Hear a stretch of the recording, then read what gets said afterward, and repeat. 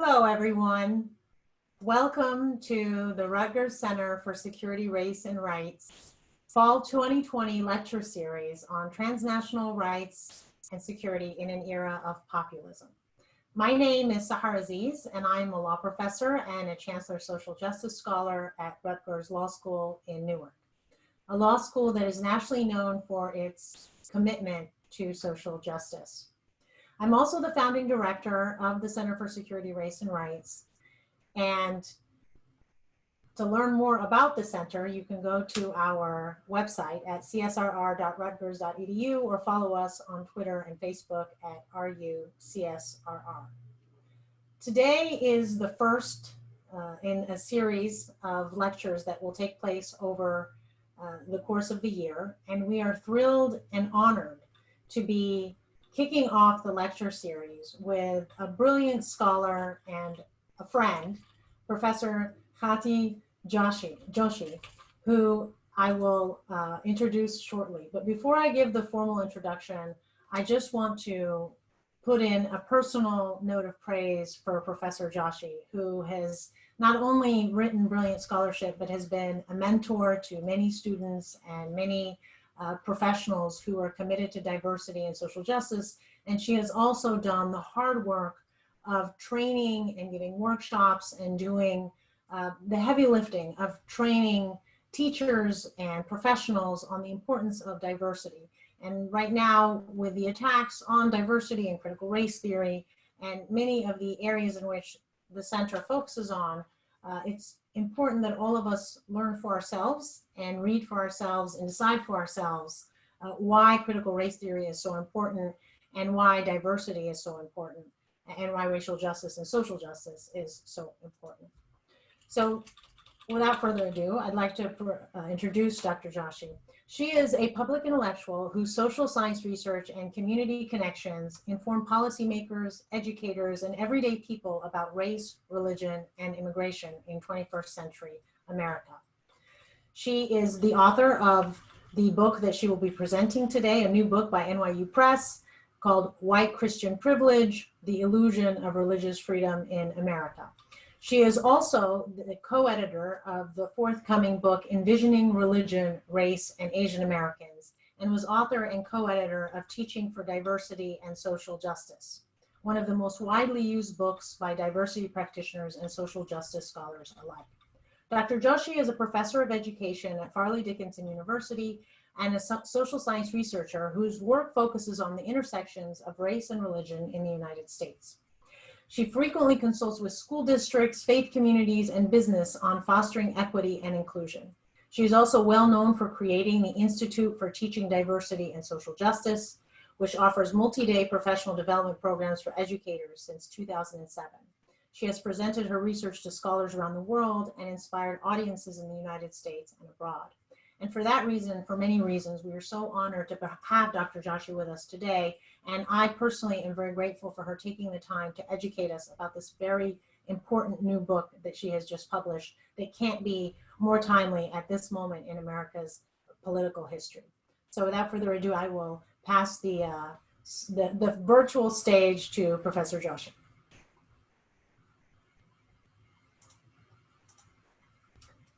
You'll need to unmute yourself.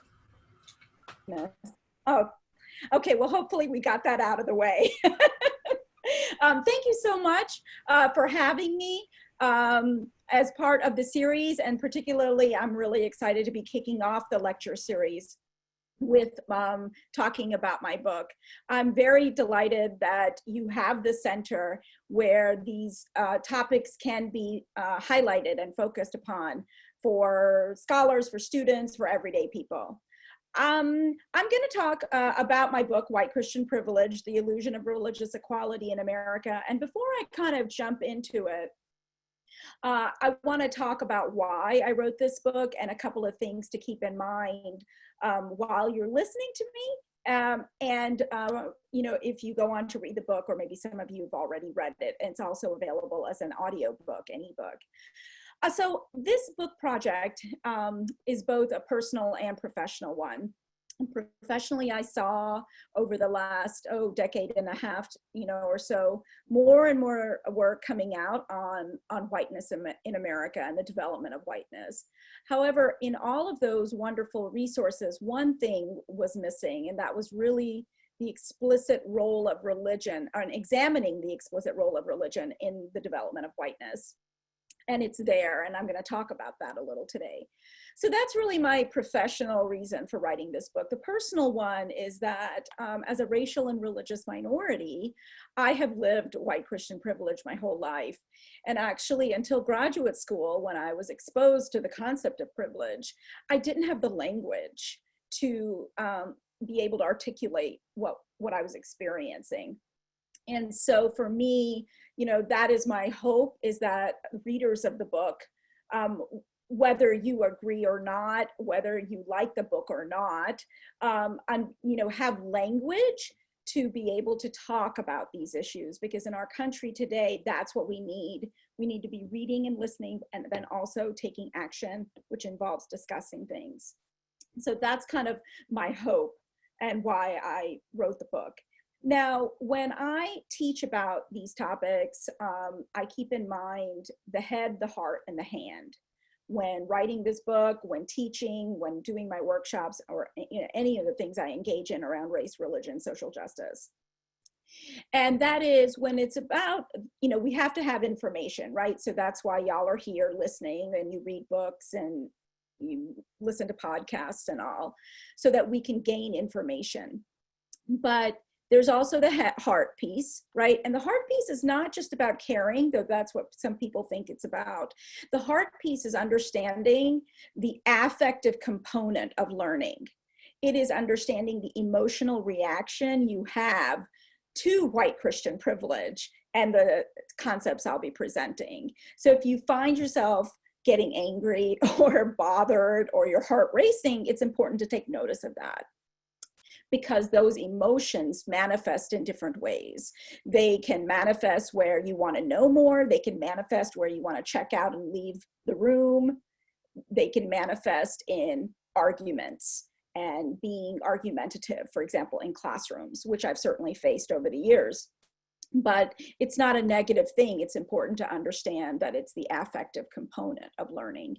And then, of course, there's the hand, of the head, heart, and hand. And the hand is about taking action, right? So we are learning, but then we have to do something with the learning. So that's how I approach my work. That's how I've approached this book. Now, when we're talking about white Christian privilege, actually, sometimes I'm talking about white Christian privilege, and sometimes I'm talking about Christian privilege. So I try to be as accurate as possible, understanding that there are both concepts, and we'll get into those in just a second. But think about what we know as what's considered normal when we think about religion, when we think about prayer, and that will get you in the mindset of thinking about white Christian privilege. So I have a few slides I'm going to share along the way to kind of provide you all with some visuals to understand some of the frameworks used. So I will, we're going to start off with this slide. Here is the way I think about Christian privilege and religious oppression and white privilege and racism. Okay, so we have the country, and here are two forms of oppression: racism and religious oppression. And then for our oppressions are a system of advantages and disadvantages based on a particular identity. So if we're talking about, I'm going to actually start over here with racism. Racism is about folks who have white privilege and folks who encounter prejudice, right? People of color. So when we take the parallel concept of religious oppression, the folks who have advantages are folks who have Christian privilege.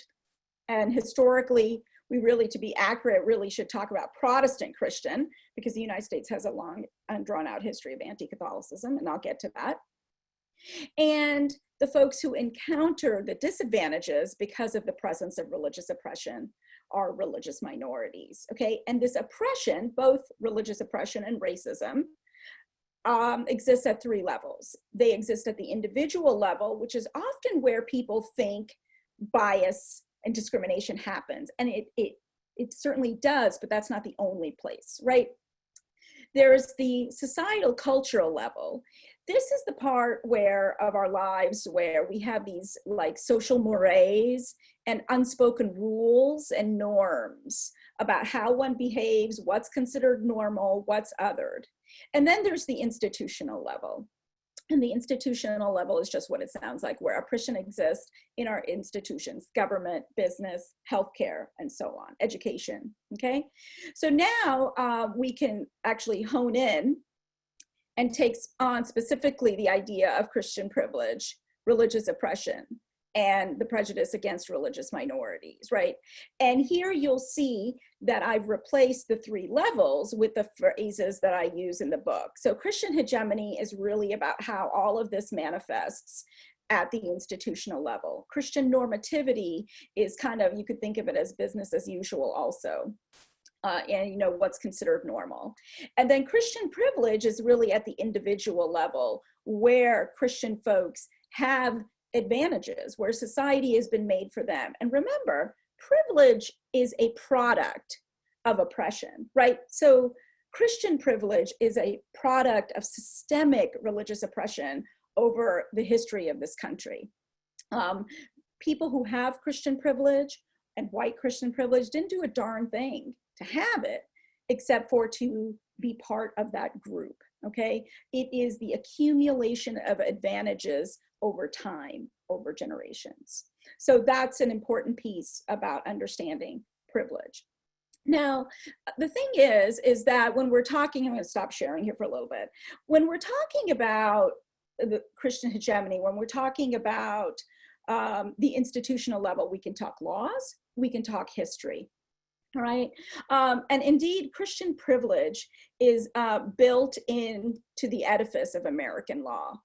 We have, if we take the First Amendment, some of the free exercise cases that are associated with the First Amendment, we see distinctions between belief and action. Actually, that's a really enduring theme in the free exercise cases.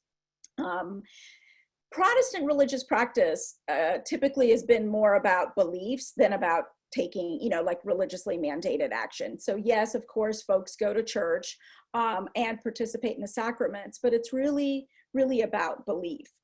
So I'm gonna actually share, we have three cases of several that I just wanna highlight. There's the Goldman case in 1986 that dealt with the issue of head coverings.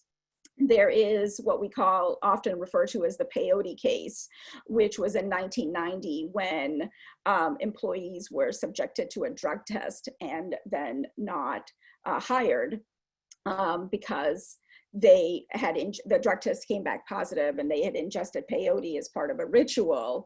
And so it became, it was contested. And then there's the Ling case, which is the issue of land and what's considered sacred and what's not, the idea of the veneration of nature. And what we see in all of these cases is that the courts, in all of these cases, one could argue that the court was upholding an outcome that kind of affects everyone equally, okay? That there should be military uniformity, you know, you can't have different head coverings. Of course, there should be a ban on illegal drugs.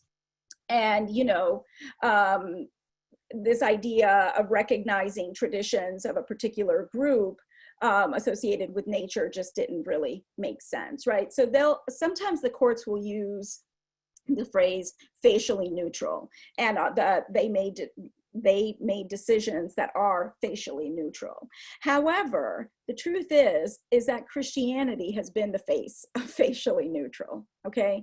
Because if Protestant Christian practice included devotional head covering, you know, then Dr. Goldman, who sued, and actually many Sikh soldiers in recent years would not have to fight those fights. Okay, if Protestant Christians used peyote in their religious practice, it would have never been declared an illegal drug in the first place.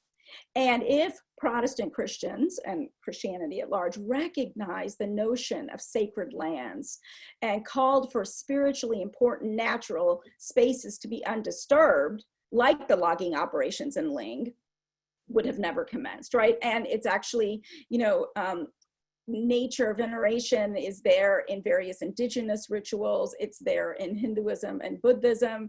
It's prevalent in many different religious practices. Thus, Christians will never experience a facially neutral ban on their practices, and the burden of government regulation kind of always falls on religious minorities. Now, another place we see, and I'm going to share a screen here, another place where we see a Christian hegemony actually is, we can look at history, right? And so very briefly, just, these are a few events that you can look more into, but there's the doctrine of discovery, which was a set of papal decrees in the 15th century that essentially said if the explorers, we would identify as colonizers, I should say, came upon land that was uninhabited by Christians, then it was theirs to take. Okay. Another example is the Civilization Act of 1819, which provided missionaries, Presbyterian missionaries, with federal funds to civilize, i.e. convert Native American and indigenous peoples. We have several immigration acts, which I'll speak about later, as well as naturalization acts, citizenship laws, where we see the the presence of Christian hegemony. And even in the impact of the executive order of 9066, which is the executive order signed by President Roosevelt interning Japanese and Japanese Americans, we can see how those who were Japanese and Christian were impacted in a slightly different way than those who were not, okay? We also have Christian normativity, okay? That's at the socio-cultural level. So what does this mean? Well, consider how folks worship, okay? Place and group practice. What's considered normal? Going to a church once a week. Some religions don't have a weekly worship place, or you don't need that, right? The idea of building a house of worship. So we have freedom of religion in the First Amendment, but that doesn't mean all religious groups have actually been able to practice their faiths freely. We have countless examples across the country of gurudwaras, of masjids, of Hindu temples, of synagogues, facing opposition when communities were trying to construct those houses of worship. We have architectural norms. So church steeples aren't a problem, but minarets sometimes, or tradition, or Hindu temples constructed in South Indian tradition have been, right? What about how we think about the image of God? It's typically the cover of my book, right? The white-haired male God, right? But what about the fact that actually some faiths have no image, and some religious traditions have variety of images, right? What do we think about as the normal way of praying? And there is the normal way, and then other ways are othered, literally. All right, and now we can think about Christian privilege at the individual level. Okay, so a few examples, and then I'll talk about them, is this idea as a Christian, I can run for office and my religion not be brought into question. American English idioms and metaphors incorporate my religion and religious stories for a Christian. As a Christian, I can protest and my patriotism is not questioned. As a Christian, when I swear on an oath on my holy book, my credibility won't be questioned. And as a Christian, I can have my religious event at a venue of my choosing without changing or giving up rituals, right? So I'll talk a little bit more about these. I think we can see the first one I talked about, where I can run for office and my religion not be brought into question. The example I talk about in the book, and we have unfortunately too many examples from present day, is actually Governor Nikki Haley of South Carolina. She grew up Sikh and she converted to Christianity. Specifically, she identifies as Methodist. And she, when she was running for office in South Carolina, her campaign would receive emails asking if she was a Christian, because then, some emails were like, well, if she's a Christian, she can represent me. If she's not, I'm not sure she can represent me. So eventually her campaign added a tab, Nikki is a Christian, right? So this idea that you're going to have to be Christian and in many cases white to really be able to run for office, you know, because otherwise you're actually, then we can get into the patriotism one. American English idioms and metaphors incorporate my religion and religious stories. There was a time I was in 9th grade in English class. And I didn't do very well in English class in high school. I couldn't connect to anything. And my teacher was teaching us about similes and metaphors. And she said, okay, well, simile and metaphor, okay, blah, blah, blah, blah. Well, you know the story of the Good Samaritan. And she's talking to the class. I didn't know what she was talking about, right? But it was also, I understood that I was supposed to know what this is, and I was not about to raise my hand and say I didn't understand. And so I went through the whole class not really understanding the emphasis, and I really didn't know who to go to talk about. So I don't think I really grasped the concepts of simile and metaphor for a long time, right? So she didn't do that on purpose, but that's how ubiquitous this is, right? And that's an example of Christian privilege in everyday life.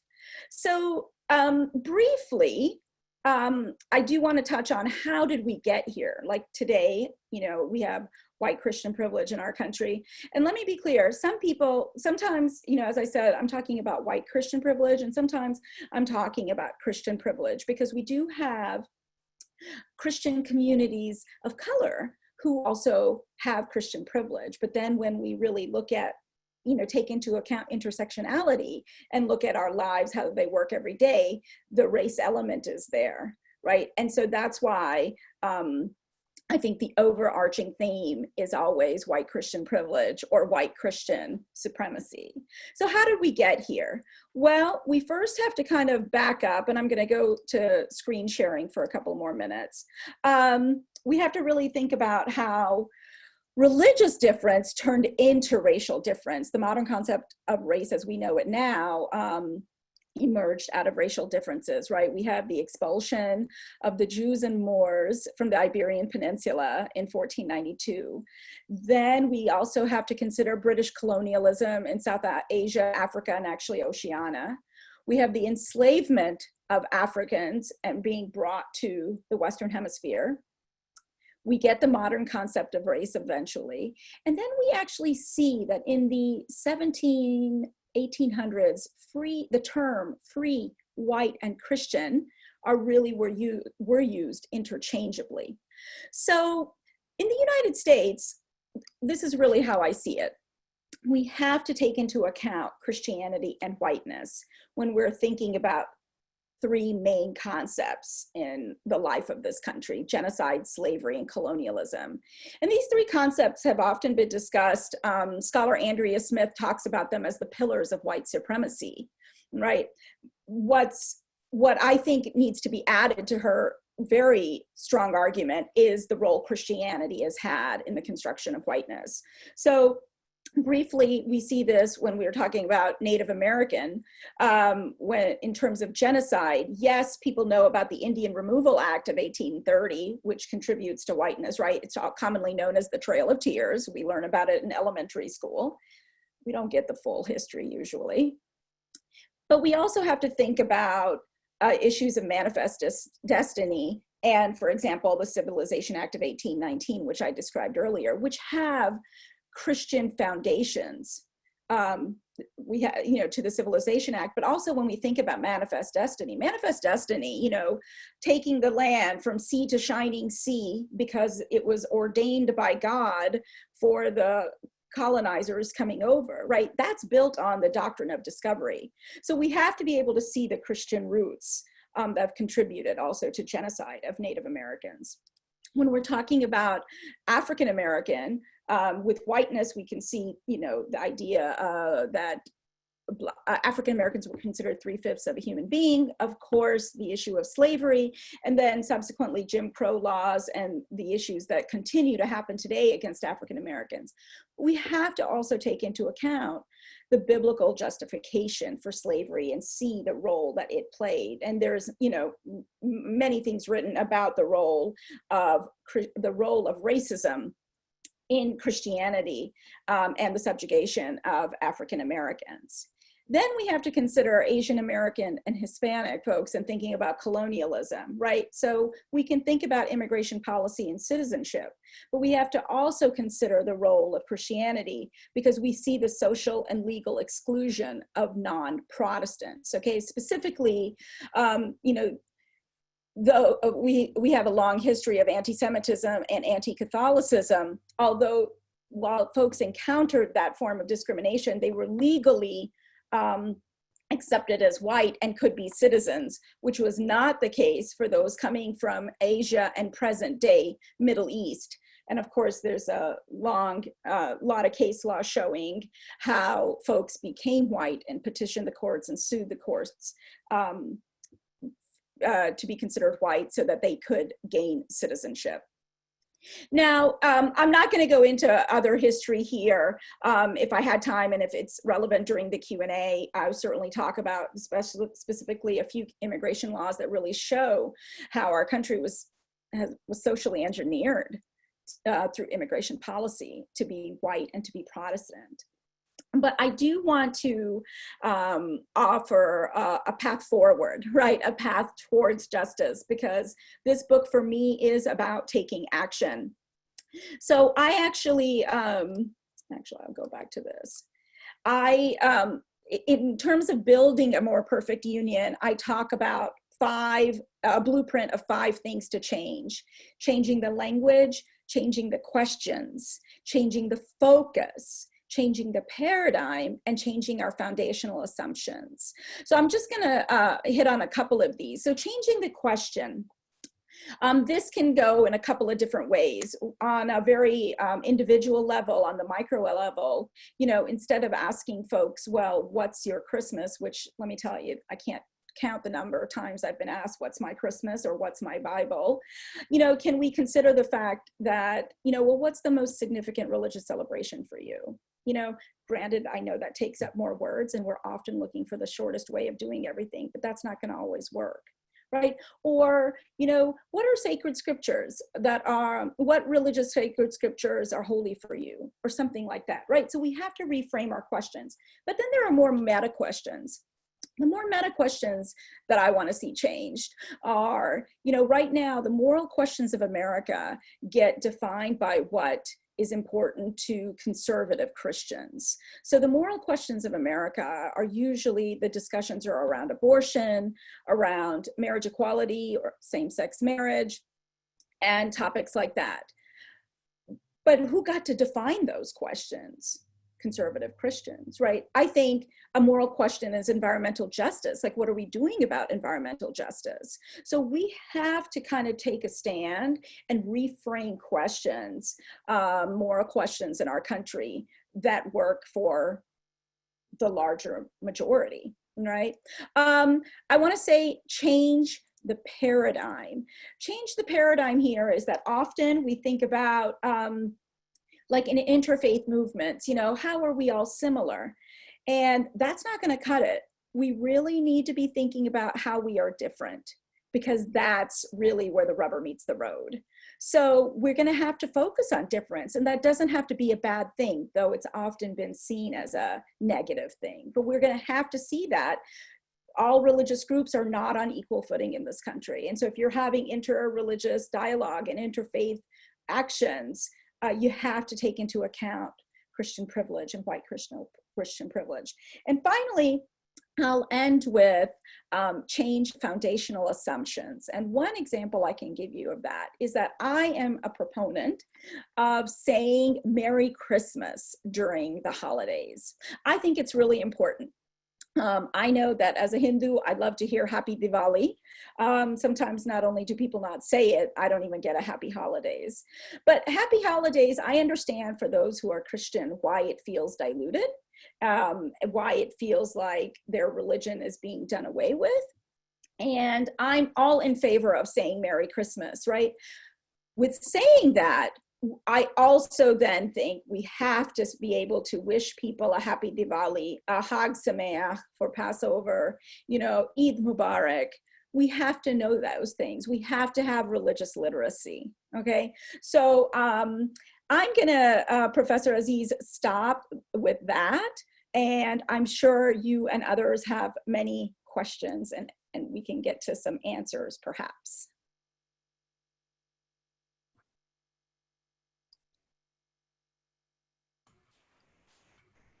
Thank you so much, Dr. Joshi. That was so informative. And I know there's a lot more there because I'm almost done reading your book. I think I have one chapter left and it's mesmerizing.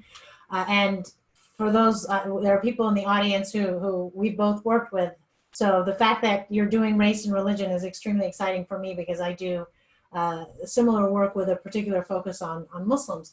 Now, as you know, the Center for Security, Race and Rights focuses on the civil and human rights of Muslims, Arabs, and South Asians, which is a very large, diverse group of people religiously, racially, ethnically, from an immigration standpoint, etc.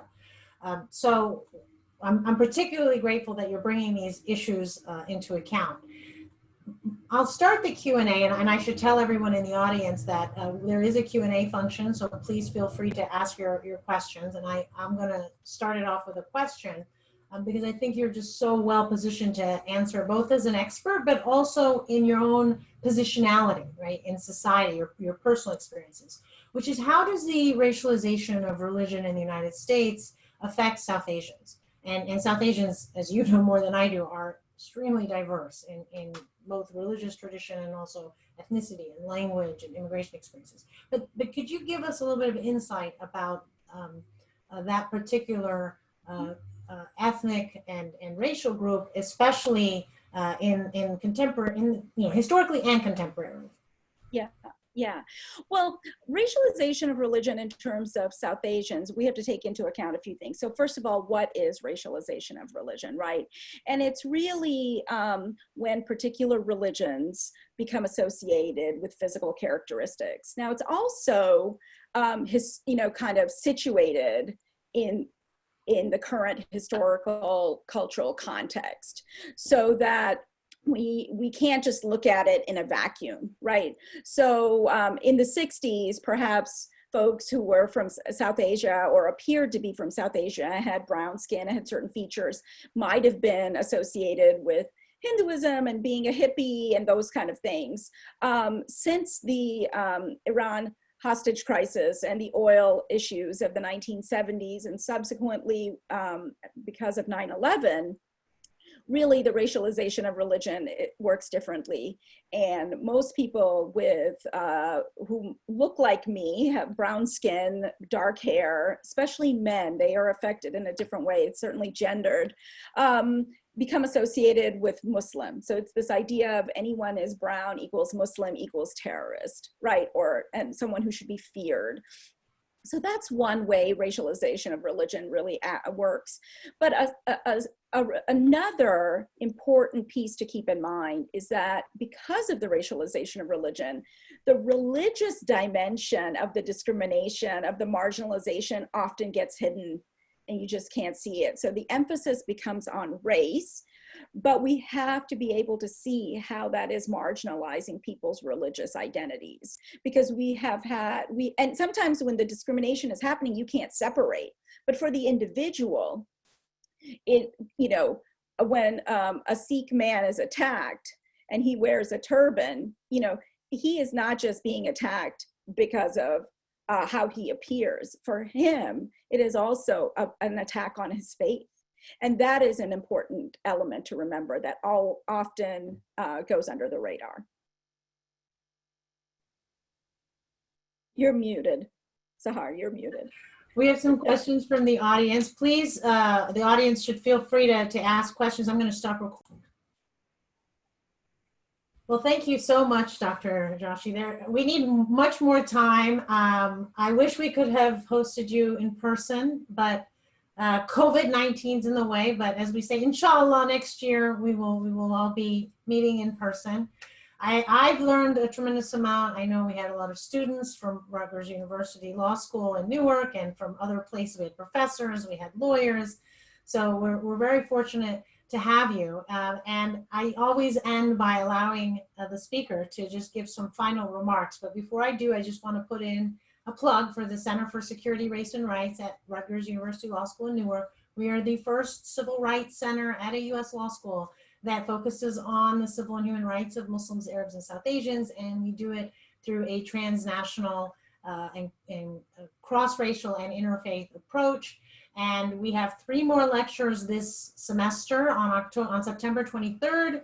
We have Dr. Amy Austin Holmes, who will be presenting her book on revolutions and coups and revolutions, mass mobilization, the Egyptian military, and the U.S. from Mubarak to Sisi.